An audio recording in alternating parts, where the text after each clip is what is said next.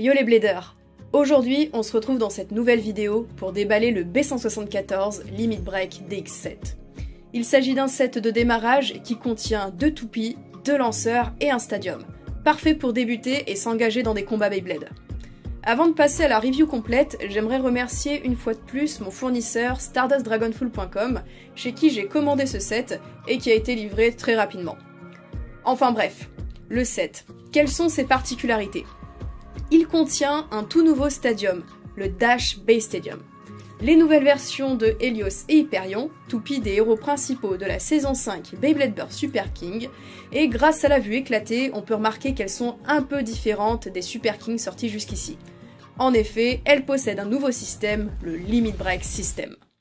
On peut aussi noter qu'il y a des variations qui ont été apportées au driver, et ces 2 toupies sont assorties de 2 longs Bay Launchers Super King, un à rotation droite et un à rotation gauche. En bref, ce set, c'est que de la nouveauté. Allez, j'ai hâte, ouvrons tout ça. Voici le contenu du pack plus en détail. En plus des toupies, des lanceurs et du stadium avec ses clips, on a une notice donc, qui va expliquer comment assembler les divers éléments, où mettre les stickers et comment faire fonctionner les gimmicks des toupies. Mais tout ça, je l'expliquerai lors de la review des Bay. On a également un flyer nous indiquant quelques combos à faire avec les nouvelles pièces, et en bas qui vient teaser comme d'habitude la toupie suivante, le B175 Booster Lucifer The End. Et bien sûr, on ne va pas l'oublier, la fameuse, la seule et l'unique, la palette de stickers à appliquer sur les toupies qui est plutôt garnie. En premier, je vais parler du Dash Base Stadium. C'est un tout nouveau stadium qui est dans la forme bien différente du stadium Beyblade Burst standard. On y trouve une partie centrale avec un Tornado Ridge d'environ 18 cm de diamètre, donc assez petite, qui va faire que les chocs des toupies au centre seront assez rapprochés. Ce dynamisme sera accentué par la partie périphérique qui est très inclinée à 3 endroits, correspondant en fait au mur du stadium. Entre ces zones inclinées figurent des zones un peu plus plates, et l'une d'entre elles possède un rebord un peu moins épais, puisque si on ajoute le capot, on s'aperçoit qu'elle débouche sur une sortie. En effet, sur ce stadium, même si on observe des trous sur 3 côtés, en réalité, un seul sera assez grand pour permettre une sortie de stadium. Les matchs risquent donc d'être très différents de ceux dans le stadium classique. J'ai hâte de pouvoir tester tout ça et de me faire mon propre avis. Ensuite, les lanceurs. Comme dit au début de la vidéo, il s'agit de longs Super King Bay Launcher. Ce sont des lanceurs qui, lorsque l'on va tirer, vont produire des étincelles grâce à un système de friction. Dans ce set, il y en a un adapté aux toupies à rotation droite, comme Hyperion, et un adapté aux toupies à rotation gauche, comme Helios, que je trouve d'ailleurs absolument sublime dans cette couleur. Ils sont dits longs car leur ficelle est légèrement plus longue que celle des précédents Bay Launcher Super King sortis au début de la saison. D'ailleurs, si vous voulez avoir plus d'informations concernant leur fonctionnement, je vous invite à aller regarder ma vidéo review spécialement dédiée au Super King Bay Launcher. Passons à présent à la review des toupies, et croyez-moi, il y a vraiment pas mal de choses à dire dessus. D'abord, les Super King Chips. Nous avons ici 2 nouvelles éditions de Hyperion et Helios. Hyperion est faite pour s'adapter sur les toupies à rotation droite, elle possède un Metal Chip Core amovible en son centre, et a en plus du métal sur la partie principale de la chip sur la zone en doré.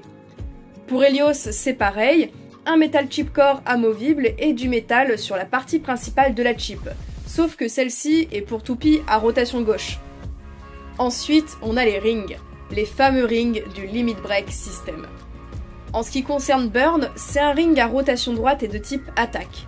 Il possède plusieurs successions de lames très crantées dont 4 vont se déployer d'un coup sec vers l'extérieur au fil du combat, créant des excroissances encore jamais vues auparavant. Volcano, lui, est un ring à rotation gauche et de type équilibre. Il possède 5 lames au-dessus et 5 en dessous, bien plus lisse que Burn, on est sur une toupie de type équilibre, pas d'attaque, et à un moment, lors du combat, l'anneau de lame supérieure va venir effectuer brutalement une rotation de 180 degrés par rapport au reste du ring, renvoyant violemment l'adversaire. Ensuite, on a les disques. Pour Hyperion, il s'agit de show.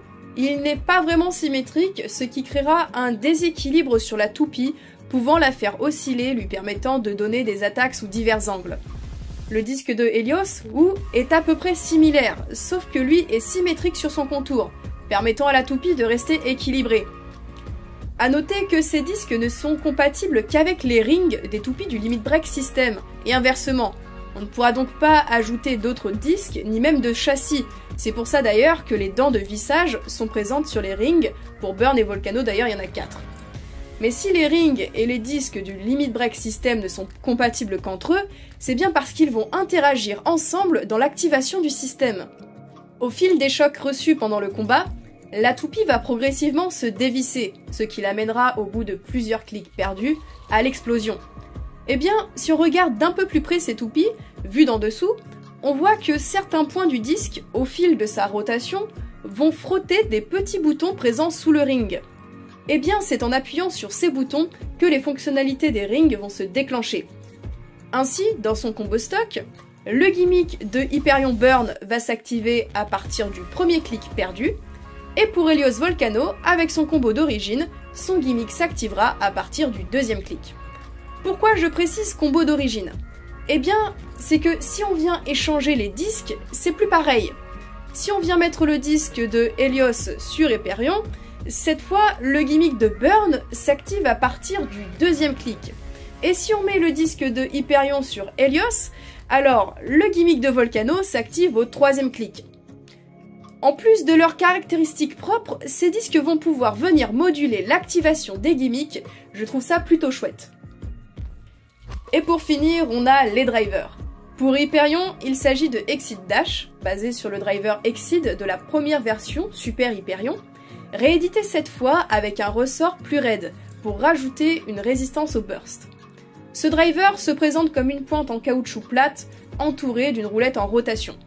Sauf que, dans ce set, on a une petite partie supplémentaire qui va pouvoir venir s'ajouter dessus. En métal, elle va bien sûr rajouter du poids, mais surtout changer le comportement de la toupie en modifiant la surface de contact avec le stadium. En la positionnant correctement, ses pattes vont rentrer dans le corps du driver et ainsi bloquer la roulette qui ne tournera plus.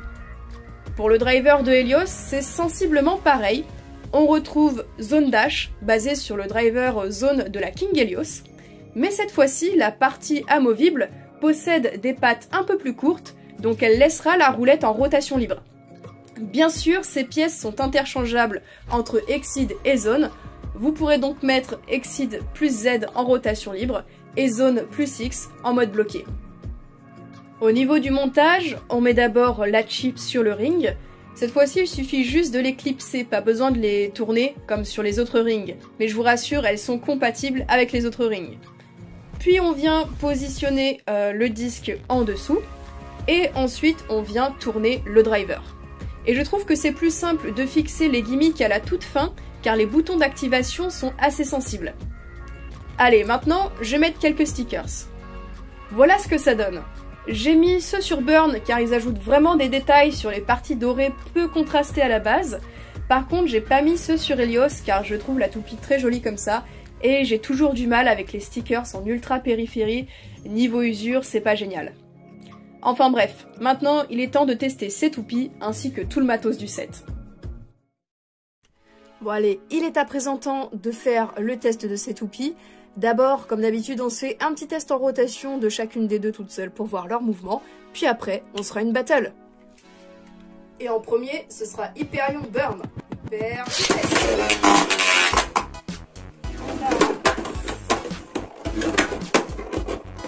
Alors, j'aime vraiment pas comment ça tape dans les murs, ça donne une impression d'incontrôlabilité de la toupie. Après, une fois qu'elle a plus trop de vitesse de rotation, elle reste quand même pas mal au centre, à voir ce que ça donnera dans la battle.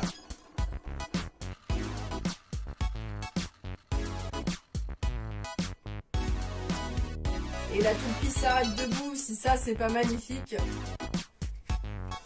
À présent, c'est au tour d'Helios Volcano. Hyper vitesse. Là, la montée, là. Ouais. J'aime pas trop la façon dont ça part sur les extérieurs. Après, les mouvements au centre sont quand même assez jolis, mais vraiment à voir ce que ça va donner en battle, quoi.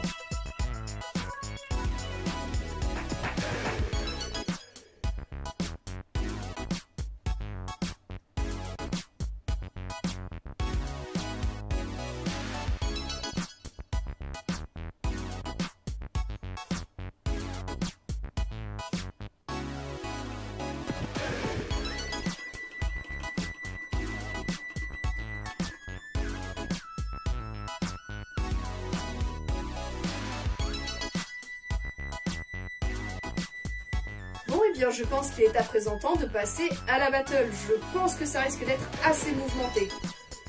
Hyper je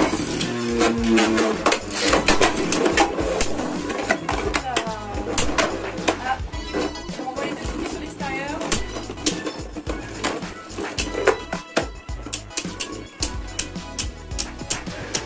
Faut savoir que c'est pour moi la première fois que j'utilise ce stadium, donc j'ai du mal à commenter les matchs dedans, car je trouve ça vraiment spécial. Du coup, premier point pour la Helios. Hyper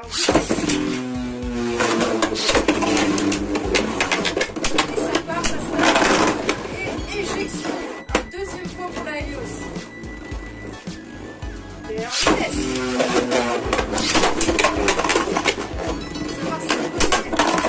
Et cette fois-ci, c'est la Hyperion qui éjecte la Helios. Ça fait donc 2 à 1. Super vitesse. Et ça tape sur les côtés, ça revient en centre. L'Hyperion a perdu pas mal de vitesse de rotation, mais il y a ce style entre les deux toupies, parce que je le rappelle, elle tourne tous les deux dans le sens inverse. Ça fait du bien de voir un match se terminer au centre.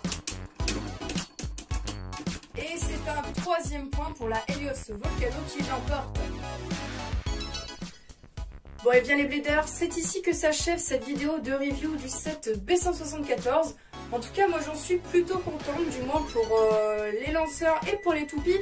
En revanche, j'émets un peu plus de réserve concernant le stadium.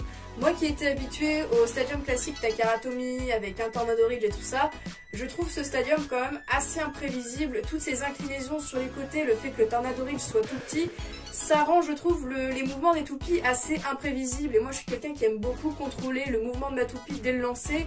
Là pour faire un rush shoot ça me paraît quand même compromis parce que le Tornado Ridge est beaucoup trop petit. Le fait aussi que les toupies, dès qu'elles soient sur les extérieurs, ça frotte énormément contre les murs. Je trouve que ça leur fait diminuer très vite leur vitesse de rotation sans qu'elles aient pour autant interagi avec l'adversaire. Donc je trouve ça qui est dommage. Après je sais qu'il existe un stadium comme ça un peu plus grand. C'est le Big Bay Stadium de chez Takara Tomy qui coûte une blinde parce que c'est une édition limitée à la base. Il reprend à peu près le même principe, surtout avec les inclinaisons comme ça sur les côtés, les sorties de stadium, mais il est beaucoup plus grand, il est fait pour des Battle Royale, donc même si j'étais pas fan de celui-là à la base, je le préfère toujours quand même à celui-là.